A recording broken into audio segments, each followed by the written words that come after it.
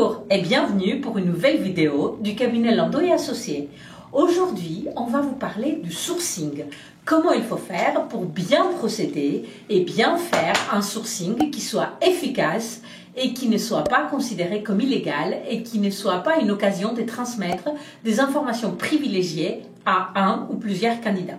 Le sourcing est une procédure permettant à l'acheteur public de préparer la passation d'un marché selon divers moyens, consultations, études, avis ou encore informations des opérateurs économiques sur un projet spécifique. Dans le but d'aide à la définition du besoin et à la décision du comment il faut monter son marché, le sourcing peut avoir pour objet de mieux connaître la structure du secteur concerné ou bien d'avoir une meilleure appréhension de pratiques des opérateurs économiques afin bien sûr de mieux adapter son marché public et de mieux rédiger les cahiers des clauses spécifiques particulières. Au vu de la quantité des informations échangées et de leur nature, les acheteurs publics doivent veiller à ce que la procédure du sourcing se tienne dans le respect des grands principes de la commande publique, bien évidemment. Et quels sont ces principes? La transparence, l'égalité de traitement des candidats et le libre accès de tout le monde à la commande publique. Donc, il faut solliciter un grand panel le plus large possible d'opérateurs économiques sans forcément oublier certains. En plus, si ces principes sont violés, vous le savez très bien que ça peut être un problème de procédure d'annulation de votre marché, mais aussi un problème au niveau pénal.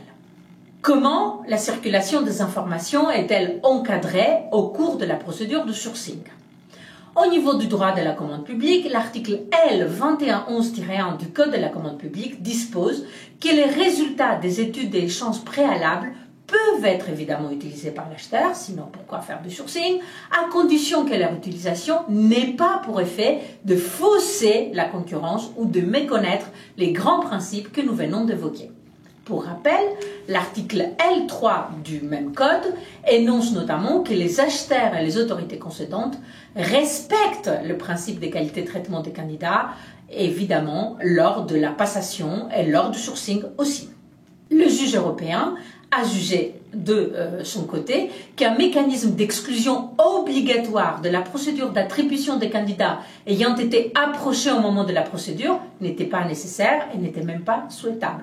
Cependant, en vertu du même arrêt, la personne ayant participé à la préparation du marché doit pour cela prouver que l'expérience acquise par elle n'a pas faussé la concurrence vis-à-vis des autres opérateurs, c'est-à-dire en gros qu'elle n'a pas disposé des informations privilégiées par rapport aux autres. Au niveau du droit pénal, évidemment, cela peut être tout à fait condamnable avec le risque de constituer un délit d'octroi d'avantages justifiés qui est condamnable et qui est défini à l'article 432-14 du Code pénal.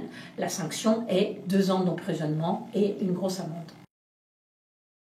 Et on va voir maintenant dans un cas spécifique comment le sourcing a contribué à donner d'informations privilégiées à un candidat en particulier. Dans le fait de l'espèce, nous avons un marché passé par le ministère des Armées pour l'organisation d'une réunion au cours de laquelle le président d'une société membre du groupement attributaire du marché a notamment indiqué au chef de la composante hélicoptère du commandement des forces aériennes être en mesure de fournir à l'armée de l'air un hélicoptère civil de type H-225 ultérieurement objet du marché.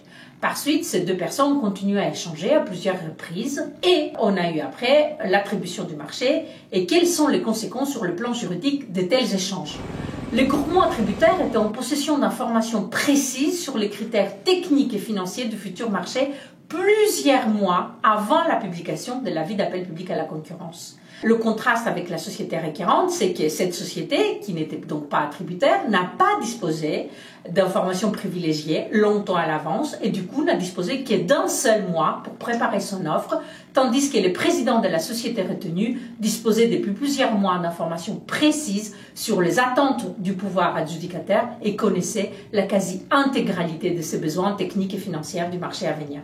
Une telle attitude est bien évidemment condamnable. La communication de cette information privilégiée a été donc considérée comme une grave irrégularité qui a bien sûr violé les principes d'égalité de traitement des candidats et a contribué à évidemment annuler la procédure sans aucune possibilité de régularisation de cette procédure. Faites donc attention lorsque vous faites du sourcing. C'est une procédure qui peut paraître simple, mais qui comporte quelques pièges à éviter. Merci beaucoup et à bientôt.